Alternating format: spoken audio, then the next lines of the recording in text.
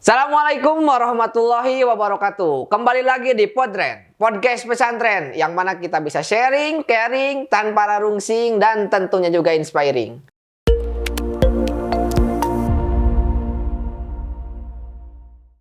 Pada kesempatan kali ini, saya Hasbi Rijik selaku host tidak sendirian, ditemani oleh asatid dari Pesantren Persatuan Islam nomor 31 Banjaran. Yang mungkin rekan-rekan semua, teman-teman semua yang pernah bersekolah di Mu'alimin itu tidak asing dengan asatid yang satu ini.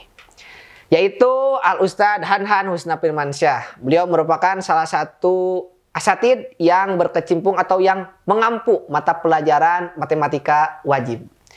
Oke, Ustadz, bagaimana kabarnya Ustadz? Alhamdulillah. Baik. Sekarang sedang sibuk apa Ustadz?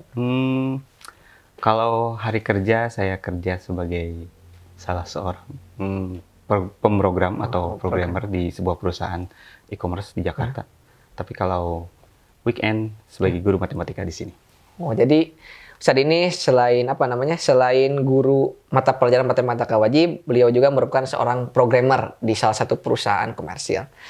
Mungkin Ustadz kan selaku programmer, jadi mungkin teman-teman semua yang mungkin tidak tahu dan hanya menduga bahwa Ustadz Hanan itu merupakan hanya seorang guru atau profesinya hanya seorang guru dari mata pelajaran matematika wajib, namun ternyata beliau juga berkecimpung ataupun beliau juga mengampu dari bidang IT atau utamanya di informatika di bidang pemrograman.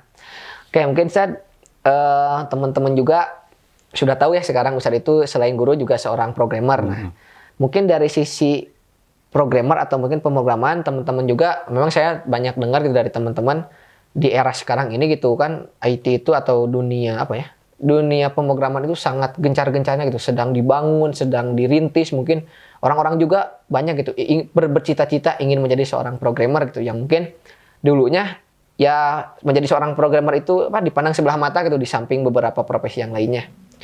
Nah, mungkin bagi Ustadz selaku programmer gitu ya, bukan sebagai guru matematika wajib gitu, bukan sebagai seorang guru. Nah, mengapa kita Ustadz bisa tertarik kemudian akhirnya terjun untuk menyelami dunia pemrograman itu Ustadz? Karena saya pikir teknologi itu sekarang udah sangat maju gitu ya. Jadi apalagi setiap hari misalkan kita pakai HP, artinya kita selalu sangat tergantung dengan teknologi gitu. Misalkan apalagi sekarang di masa pandemi gitu, kita belajar menggunakan Classroom, pakai Zoom dan sebagainya. Artinya kita tidak bisa memisahkan teknologi dengan kehidupan sehari-hari. Nah, saya mulai tertarik itu sejak sebenarnya dari kecil juga ya. Dari awalnya gara-gara suka main game, di komputer, di konsol.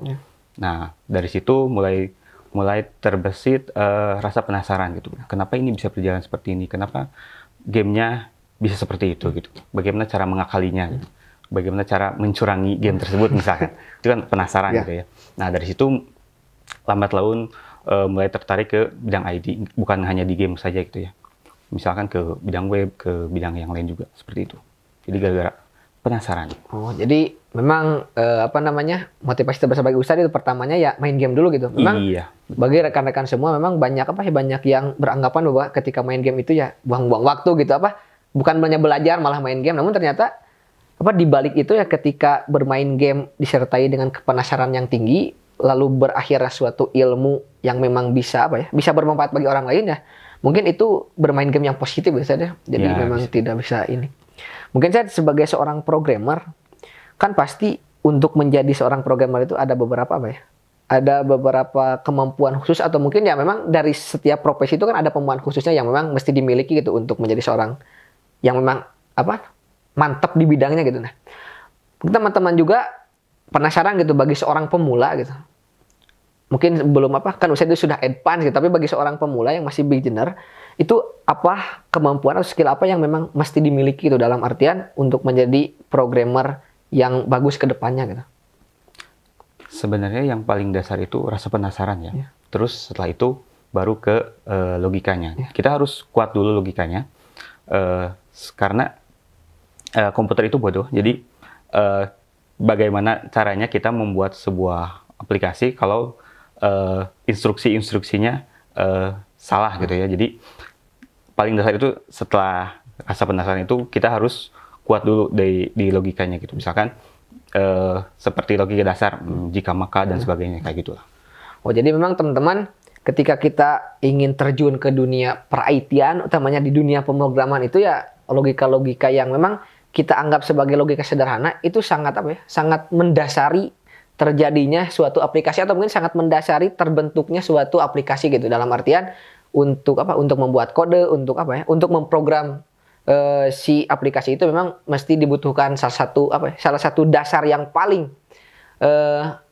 sentral yaitu logika.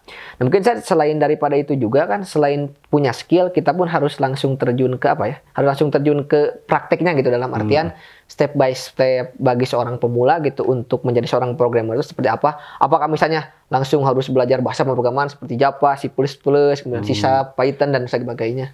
Itu bagaimana? Nggak harus juga sih sebenarnya. Karena bahasa itu hanya sebagai alat gitu ya. Kan bahasa itu hanya sebagai metode untuk mengkomunikasikan sesuatu gitu ya. Yang sebenarnya sebelum bahasa itu dikuasai harusnya kita menguasai dulu algoritmanya itu. Jadi algoritma itu semacam buku resep gitu ya. Jadi bagaimana instruksi-instruksi ketika kita ingin membuat sebuah aplikasi gitu. Setelah itu dikuasai dengan baik, kita bisa dengan mudah menerapkan ke bahasa pemrograman apapun gitu ya.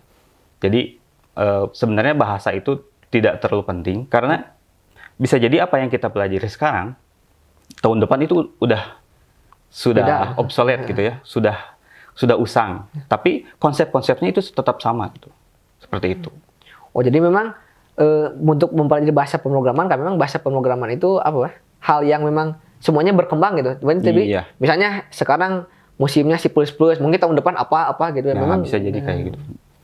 Intinya ya bahasa itu penting, tapi ada yang lebih penting dari itu. Jadi konsep-konsep kita, karena teknologi itu selalu berkembang. Setiap hari itu selalu muncul teknologi baru, framework baru. Kalau kita hanya berkutat di satu bahasa aja misalkan, kita akan ketinggalan gitu. Karena kita harus tetap terus belajar setiap hari supaya tetap up to date lah dengan teknologi terkini seperti itu. Oh, jadi memang tapi memang semua bahasa pemrograman itu algoritmanya apakah sama gitu? Dalam artian resepnya sama dari setiap bahasa pemrograman itu? Harusnya sama. Cuma nanti implementasinya di bahasa A seperti apa, bahasa B seperti apa, bahasa C seperti apa itu mungkin ada perbedaan ya dari sintak-sintaknya, tapi algoritmanya, resep-resepnya pasti sama gitu. Oh, tetap sama dari semua bahasa pemrograman itu, dalam artian dasarnya sama. Iya. Makanya yang harus dikuasai itu sebenarnya bukan bahasanya saja gitu ya. Tapi yang mendasari dari bahasa tersebut, algoritmanya seperti apa? Seperti itu. Algoritma itu, jadi teman-teman mungkin penasaran gitu terkait algoritma itu apa? Kita sudah punya jawabannya. Ada algoritma itu adalah resep atau mungkin langkah sistematis untuk menjalankan suatu instruksi untuk bisa menjalankan komputer, dalam artian mungkin tidak hanya komputer, dalam artian laptop itu mungkin bisa dijalankan pula. Mungkin selain itu dunia pemrograman itu banyak hal yang mesti diharuskan, tidak hanya skill, kemudian step by step, mungkin alat-alat juga ya, dalam artian memang yang saya tahu gitu atau yang mungkin dari sumber-sumber yang saya baca, memang banyak sekali isu-isu gitu terkait untuk menjadi seorang programmer itu mesti punya laptop yang speknya sekian, mesti punya pengetahuan sekian, mesti punya dasar-dasar yang memang sudah baku dari sana, atau memang seperti apa sih terkait isu-isu seperti itu? Ya, idealnya kalau punya spek yang bagus ya lebih baik gitu ya. Tapi kan kenyataannya nggak seperti itu juga. Jadi ya selama kita masih punya semangat untuk belajar, pakai perangkat apapun masih bisa kita gunakan. Cuma ya mungkin untuk perangkat A yang speknya lebih rendah ya harus lebih bersabar kayak gitu ya. Mungkin lebih ke pengerjaannya gitu. Tapi bukan lebih ke bukan lebih ke dalam artian bukan bahwa kamu ketika punya barang yang seperti ini kamu gak bisa belajar ini, gak bisa seperti itu juga ya. Enggak juga. Selama masih punya semangat belajar ya spek terbatas pun dengan RAM misalkan seberapa giga gitu ya, kita masih bisa mengakalinya lah gitu. Seperti itu. Jadi memang teman-teman ketika memang mendengar dari orang-orang gitu, kita dengar dari ahlinya secara langsung gitu, bahwa ketika kalian memang punya perangkat, memang ketika kalian punya alat yang memang terbatas karena satu dan lain hal, itu tidak menutup kemungkinan gitu loh untuk belajar pemrograman dalam artian untuk memprogram suatu aplikasi. Ternyata memang itu memang hal yang penting, namun yang lebih penting lagi ya bagaimana diri kita punya semangat yang kuat, semangat yang tinggi dan rasa penasaran yang sangat bagus untuk memang menganalisis apa yang ada di dalam aplikasi tersebut atau mungkin apa yang ada di dalam suatu program tersebut. Mungkin terkait isu-isu orang-orang. Nah mungkin apakah kan kita sekolah di pesantren gitu loh. Memang banyak stigma bahwa orang-orang yang mohon maaf gitu orang-orang yang sekolah di pesantren itu ya tidak melek teknologi, kemudian sangat tertinggal oleh zaman segala macam. Nah, itu Ustaz komentarnya seperti apa Ustaz mungkin itu terkait itu? Saya pikir itu hanya stigma aja ya. Oh, ya. Artinya ya semua bisa jadi apapun gitu ya selama dia punya semangat belajar. Ada beberapa contoh juga dari lulusan pesantren dari Tasik atau Garut saya lupa. Dia sekarang sudah jadi CEO sebuah startup di Bandung. Itu hebat. Jadi terus ada juga lulusan dari mana saya lupa. Sekarang kerja di Jakarta juga gitu sebagai pemrogram juga dan dia lumayan terkenal juga. Artinya ya mau lulusan apapun selama dia punya semangat belajar, semangat untuk berkembang bisa jadi apapun lah gitu. Dan bidang IT sendiri itu sebenarnya profesi yang terbuka.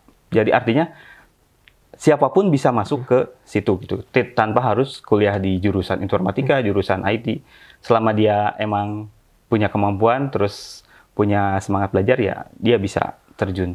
Ustaz memang ketika ketika kita, apakah memang, nah ini mungkin bagi teman-teman juga penasaran ya, apakah memang kita bisa menjadi programmer tanpa harus kuliah di dunia pemrograman? Dalam artian kan memang ketika misalnya kita ambil contoh, ketika kita misalnya ingin jadi dokter atau misalnya ketika kita ingin jadi guru, pasti kan kita harus belajar dalam artian menempuh pendidikan di perguruan tinggi memang di bidang itu. Apakah jadi misalnya kita sekolah di Mualimin, apakah seorang Mualimin bisa jadi programmer tanpa harus kuliah di bidang informatika tersebut? Nah, ini menariknya bidang IT. Profesi ini sangat terbuka ya bidang ini ya. Kita udah mau dari jurusan MIPA, IPS, bahasa atau jurusan keagamaan pun itu tetap masih bisa masuk ke industri yang sangat besar ini gitu ya. Asal ya tetap belajar. Misalkan seorang santri gitu tidak kuliah di IT di IF gitu ya. Tapi bisa ikutan kursus-kursus atau sekolah-sekolah online gitu. Misalkan di Udemy, Udacity yang kayak gitu. Jadi bisa memperkuat skillnya dari sekolah-sekolah yang seperti itu, kursus dan sebagainya kayak gitu. Jadi tidak harus selalu sekolah IT. Oh, jadi walaupun memang, ya lebih baik kalau emang dia kuliahnya di situ ya lebih bagus gitu. Jadi tapi lebih sejalan gitu. Iya, tapi ketika misalkan ketika lulus pengen jadi apa gitu ya, jadi guru misalkan, tapi setelah lulus ternyata ingin masuk terjun ke bidang IT ya itu nggak jadi masalah gitu selama dia punya kemampuannya yang dibutuhkan gitu. Tapi memang ya seperti itu. Tapi memang ya banyak berkembang gitu loh. Kita kan saya juga mungkin agak tertarik gitu ke dunia itu karena memang sekarang kan banyak isu-isu tuh mungkin di media sosial juga banyak terkait dunia pemrograman itu sebagus apa dan sehebat apa gitu medan pertempurannya karena memang sekarang lagi digencar-gencar seperti itu. Dan memang untuk teman-teman juga memang sekiranya ingin menjadi seorang programmer dalam artian tidak menyudutkan orang yang orang yang bersekolah di informatika gitu. Namun memang ketika kita ingin menempuh suatu keinginan, maka tanpa harus kuliah di informatika pun itu bisa terbuka karena memang medan atau memang profesi seorang programmer itu terbuka bagi semua kalangan dalam artian yang tidak masuk di jurusan informatika pun itu berpotensi ataupun bisa ketika dia memang belajar dengan baik dan benar. Maksudnya di sisi lain ketika kita mendengar kata programmer gitu, pasti kan orang itu mungkin ingin tahu gitu aktivitas apa gitu yang biasa atau mungkin aktivitas yang sehari-hari bagi seorang programmer itu seperti apa gitu Stan? Sehari-hari ya cukup buka laptop terus ngetik-ngetik gitu ya. Tapi ada yang biasanya yang paling sering dilakukan yaitu googling. Googling itu ya mencari di Google gitu ya. Oh, iya. Itu pasti pekerjaan yang setiap hari pasti dilakukan gitu. Walaupun misalkan udah mahir, tetap aja pasti kita harus mencari sesuatu. Nah, disitulah peranan rasa penasaran kita itu benar-benar diuji gitu. Karena masalah-masalah itu sebenarnya udah ada yang menyelesaikan orang lain ya. Tinggal bagaimana kita mengikuti solusi-solusi yang sudah diterapkan oleh orang lain dan diimplementasikan ke masalah-masalah yang sedang kita selesaikan seperti itu. Jadi intinya ya buka laptop, terus buka browser, googling gitu ya, baru buka text editor buat ngetik gitu. Text editor. Nah, kalau text editor itu kayak apa? Kayak Visual Studio Code, Notepad yang itu gitu. Iya, seperti itu. Ya tergantung sih. Kalau misalkan mau bikin aplikasi Android misalnya, saya kan di bidang Android, ya pasti bukannya aplikasi Android Studio seperti itu. Kalau misalkan mau bikin aplikasi iOS gitu ya buat iPhone, berarti bukannya Xcode dan sebagainya gitu. Kalau web biasanya ya cukup Visual Studio Code atau IntelliJ IDEA itu udah cukup. Oh, cukup bisa buat apa? Bisa buat web gitu. Iya, betul. Selain dari itu, saya terkait dunia pemrograman, memang kan apakah kontribusi misalnya kan banyak isu-isu gitu terkait skill matematika gitu bagi seorang pemrograman. Apakah seberapa besar kontribusi matematika di dunia pemrograman itu, Ustaz? Kalau buat saya sendiri sih lumayan penting ya. Iya. Artinya bukan matematika dalam arti materi A itu pasti digunakan untuk solusi B gitu, nah, seperti itu. Tapi konsep-konsep yang kita pelajari di matematika, terus cara mengerjakan sesuatu yang sebenarnya kan itu seperti algoritma gitu ya. Untuk misalkan mengerjakan limit A sama dengan X misalkan kayak gitu, itu kan harus ada tahapan-tahapannya. Kalau kita loncat itu bisa jadi salah jawabannya. Nah, dari seperti itu, kalau kita sering berlatih, sangat berguna ketika kita menerapkan, ketika mengerjakan sesuatu gitu, ketika menyelesaikan sebuah masalah gitu. Artinya tidak ansih materinya, tapi konsep-konsep dasarnya gitu. Berarti matematika itu bukan dalam artian, tapi memang apakah di dalam dunia pemrograman itu ada perhitungan dalam artian untuk misalnya menyeimbangkan apa ya? Kan kalau saya nggak tahu, kalau setahu saya gitu misalkan height dan weight ketika gambar ataupun ketika huruf gitu kan.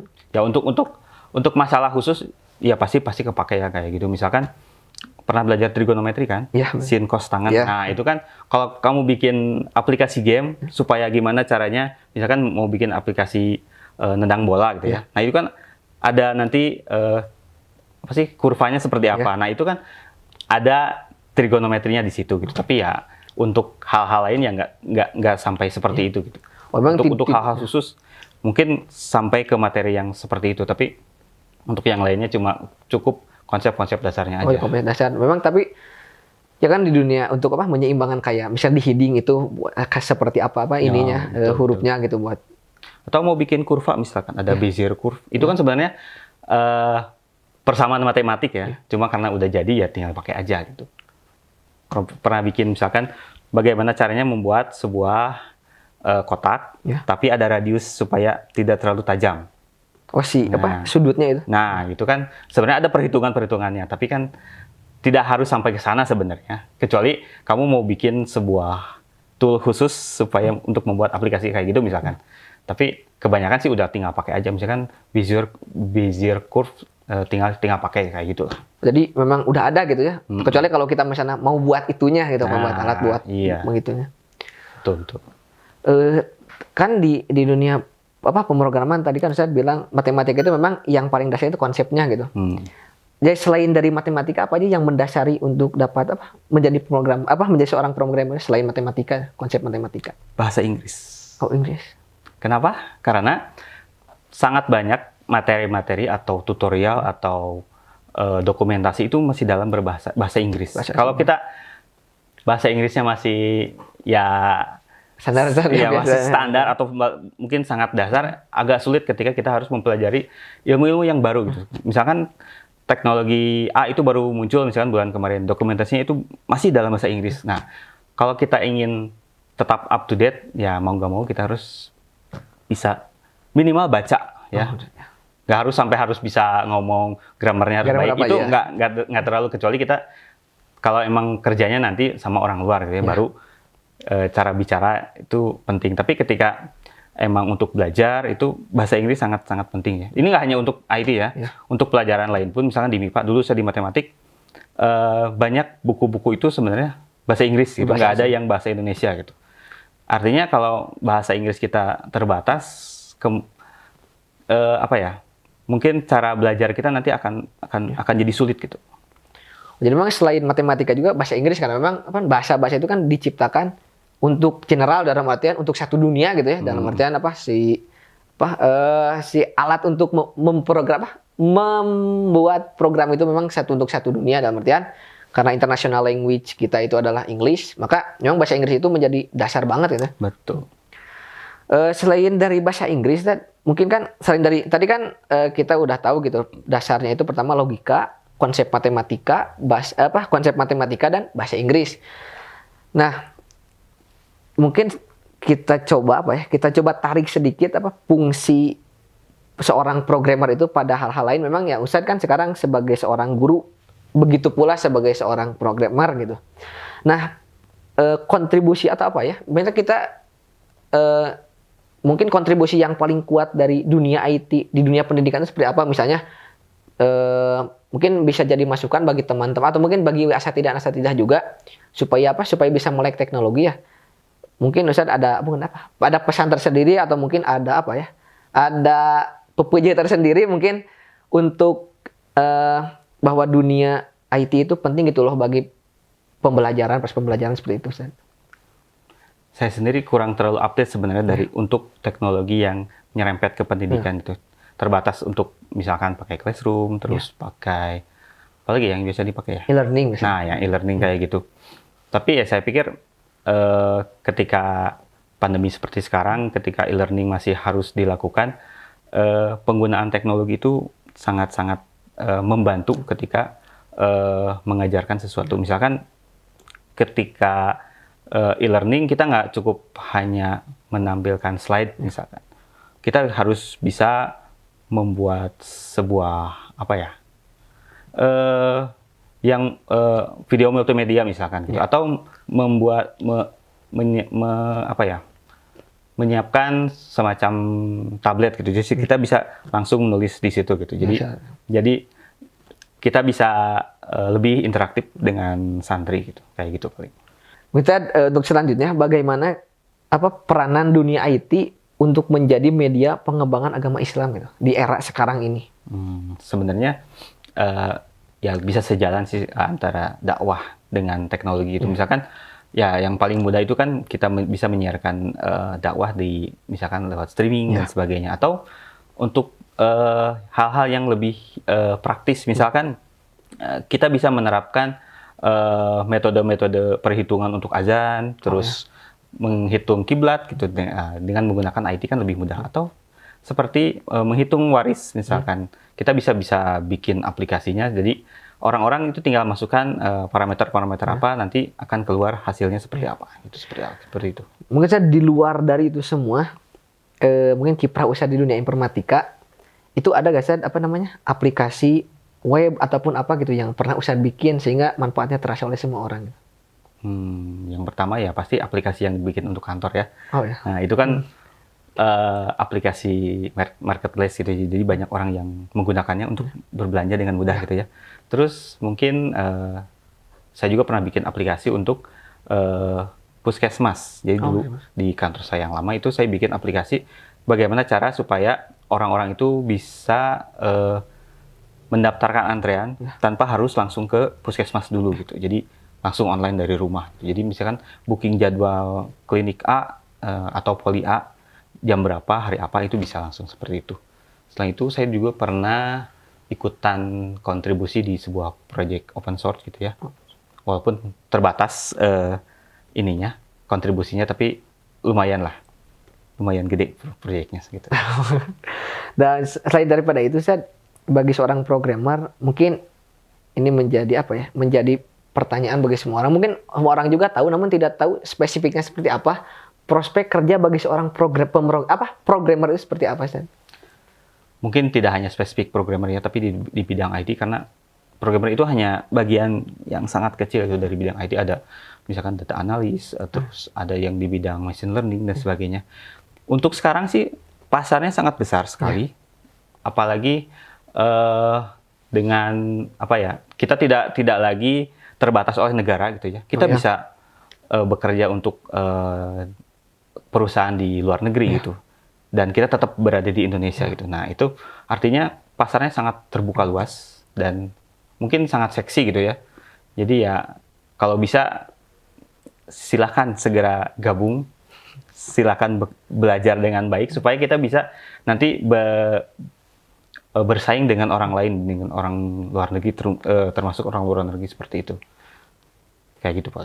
Jadi memang prospek kerja bagi seorang programmer itu tidak hanya memprogram suatu aplikasi, bisa data analis, kemudian yang menganalisa big data segala macam, kemudian machine learning dan segala macam. Jadi teman-teman untuk untuk bisa menjadi seorang programmer itu jangan khawatir dari prospek kerjanya terbit, namun bagi zaman sekarang ini memang itu sangat luas dan sangat panjang mungkin. Mungkin bagi 10 tahun 20 yang akan datang ya dunia pemrograman itu akan sangat dipakai terus mungkin ya. Mungkin tidak hanya pemrogramernya, tapi bidang IT secara umum gitu. Selama teknologinya terus berkembang, selama kita masih menggunakan handphone mungkin, menggunakan komputer ya, artinya di situ peluangnya selalu terbuka lebar gitu. Selama kita terus belajar, terus berusaha untuk selalu update dan ya terus belajar. Alhamdulillah, terima kasih Ustaz atas ilmunya dan atas waktunya dapat menyempatkan hadir di episode Podtrend kali ini. Dan mudah-mudahan teman-teman bisa terinspirasi gitu loh kepada kepada teman-teman semua yang memang penasaran di dunia IT untuk bisa terjun ke dalamnya.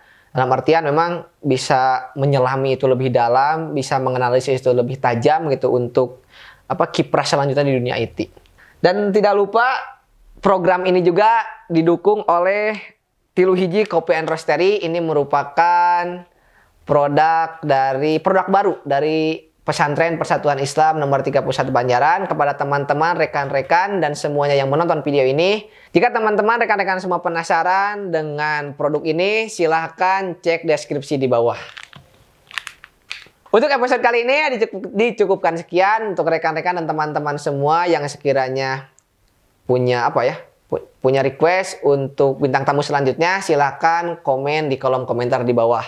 Terima kasih, saya Hasbi Rijik dan saya Hanhan Husna Firmansyah.